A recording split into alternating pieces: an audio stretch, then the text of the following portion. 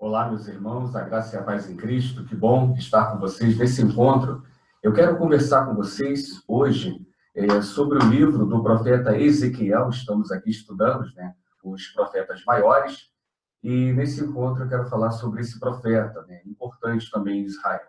Bem, o livro de Ezequiel, ou o livro do profeta Ezequiel, registra as profecias, de Ezequiel. E Ezequiel ele foi levado com o povo de Judá para a Babilônia. A mensagem que Jeremias pregava na Palestina era exatamente a mensagem que Ezequiel pregava aos exilados. Parte das profecias de Ezequiel foi proferida antes da destruição total de Judá. E parte dessa mensagem foi transmitida após a destruição do templo e também após a destruição de Jerusalém. Quanto à autoria, a autoria de fato é de Ezequiel. Ezequiel ele foi o filho de um sacerdote chamado Bizu, e ele profetizou entre os anos 593 e 571 a.C. Sobre o tema e propósito desse livro, a ênfase de Ezequiel recai sobre o juízo e a glória de Deus. O propósito de suas profecias era lembrar ao povo que o Deus de Israel não havia deixado de ser Deus, pelo fato do seu povo estar vivendo no meio de uma nação pagã. É por esse motivo que surge a frase no capítulo 6 do livro: Eu sou o Senhor. E tão frequente essa frase também tem sido repetida. Quando olhamos para o esboço do livro de Ezequiel, nós podemos classificá-lo, dividi-lo da seguinte maneira. Em primeiro lugar, o chamado de Ezequiel, que está nos capítulos 1 até o capítulo 3. As profecias contra Judá e Jerusalém, dos capítulos 4 ao capítulo 24. A profecia contra as nações, dos capítulos 25 a 39. E a profecia concernente ao templo do milênio, nos capítulos 40 até o 48.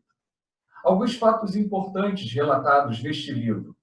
Uma das visões mais importantes, que talvez eu quero chamar a sua atenção, e talvez uma das mais impressionantes do Antigo Testamento, se deu por ocasião ao chamado de Ezequiel, quando ele viu a glória divina procedida pela visão de 4 querubins, logo no capítulo 1. Ezequiel presenciou também o momento em que a glória de Jeová se retirou do templo, está lá no capítulo 10. Algumas características especiais desse livro. É notória em Ezequiel a variedade de métodos empregados para comunicar a sua mensagem.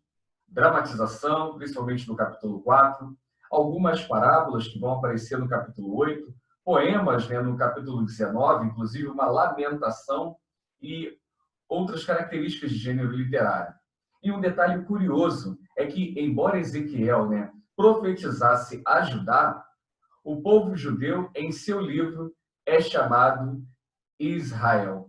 Curiosamente, Fazendo uma síntese histórico-teológica, no ano de 605 a.C., século 6 a.C., quer dizer, início do século 7, desculpe, Joaquim, rei de Judá, entregou Jerusalém a Nabucodonosor, que levou para a Babilônia as pessoas proeminentes do país e os tesouros da casa de Deus e da casa do rei.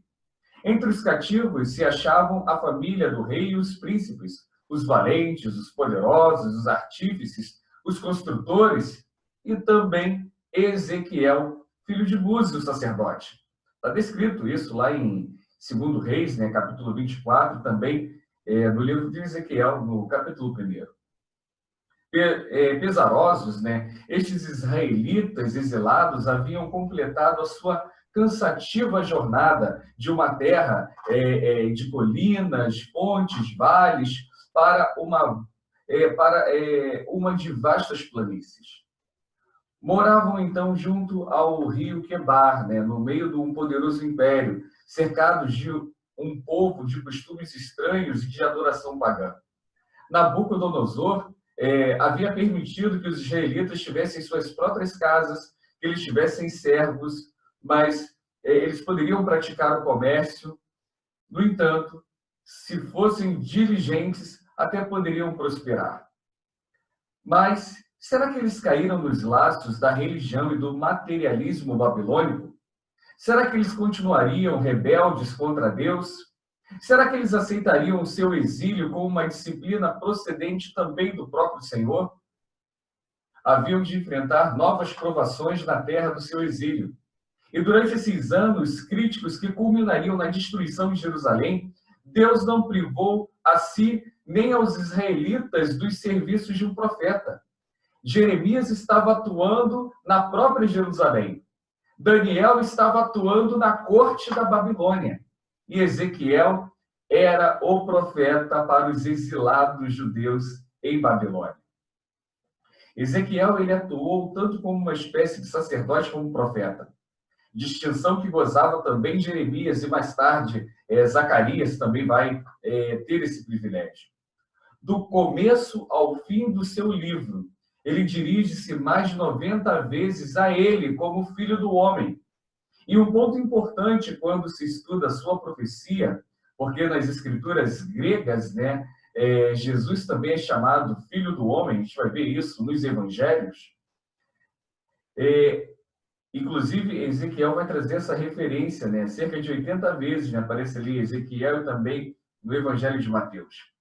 Mas foi no 5º ano do exílio de Joaquim que Ezequiel foi comissionado por Deus como profeta.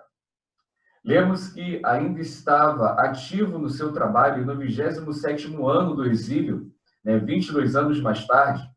Ezequiel, né? Era casado, mas a sua esposa morreu no dia em que Nabucodonosor começou o seu cerco final em Jerusalém. A data e a maneira, né, de sua própria morte são desconhecidas.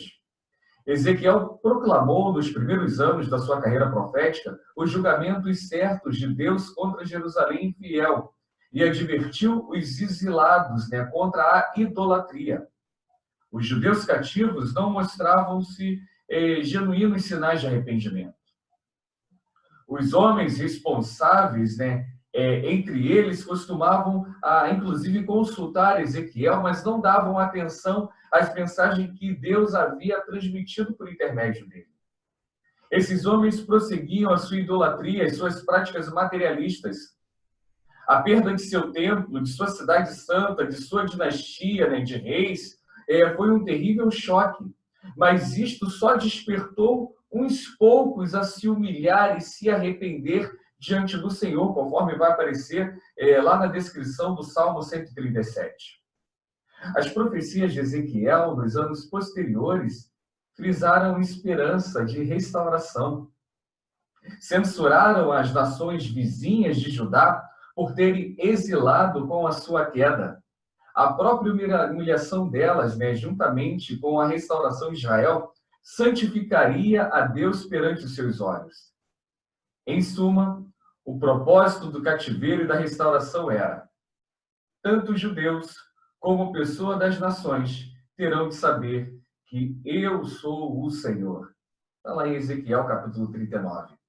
E esta santificação do nome de Deus é frisada do começo ao fim do livro, havendo ali pelo menos umas 60 ocorrências, se não me falha a memória, da expressão tereis ou terão de saber que eu sou o Senhor.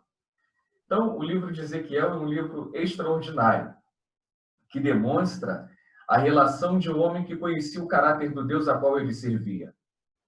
Não é pouco caso que se faz, né, que o capítulo 37 talvez seja um dos textos mais conhecidos das Sagradas Escrituras, naquele diálogo, né, de Deus com Ezequiel.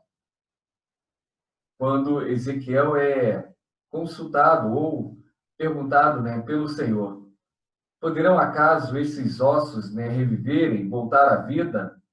E aquela era a realidade de Israel.